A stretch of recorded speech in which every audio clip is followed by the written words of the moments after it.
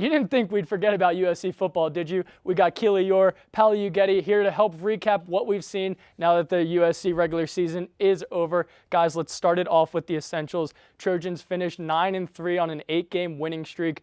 Would you consider this season a success? I think at USC, you mentioned the winning streak, you mentioned the good into the season, but at USC, the season's defined as success if USC gets to the Pac-12 championship. At least gets there. Maybe, possibly for some people, it's winning the Pac-12 championship, but they're not even there this season. And despite the successful ending to the season, September still happened. They did go 1-3, and that's preventing them from being in the Pac-12 championship today.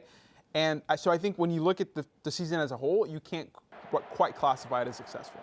I think you have to look at this season in a vacuum based off of a new head coach. They had a really tough schedule coming into the season.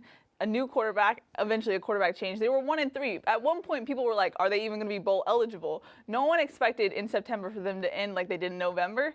And people are talking about the college football playoff. No one expected that. So I definitely think this is a successful season. Okay, well, you both brought up the 1-3 slow start. Keely, you mentioned Sam Darnold, the quarterback who came in, started to make some progression.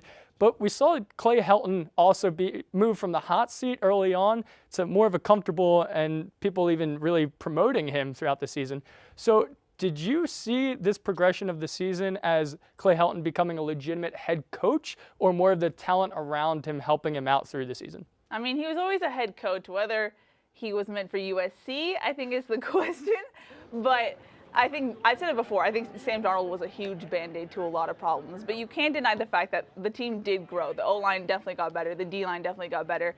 That usually is coaching, so I think you have to tip your hat to that. So yes, I will say Helton's definitely proved himself more as the season went on. But possibly the position coaches around him helping him out. That too. Is what you're saying. That too. Okay. Well, as every Pac-12 coach around the conference says, USC is the most talented team in the conference. So I think that at some point the talent had to kind of show out. And though I agree that Helton did put his team in some positions to showcase that talent and really thrive under the right circumstances, and that's what netted the winning streak. I think that it's more about the talent, it's more about the players performing than about proving whether Helton is the coach for the job. Obviously, next season when they're super talented, you're going to see if Helton is the guy who can take them to the national championship. So we're sort of split on that. It could be both answers. But speaking of talent, you can't really go far from USC without mentioning Adoree Jackson and Juju Smith-Schuster, some of the most talented guys on the team. Now, Juju said after the game that if Adoree returns for his senior season, Juju will also come back. Where do you think that USC's future holds depending on their decision to go pro?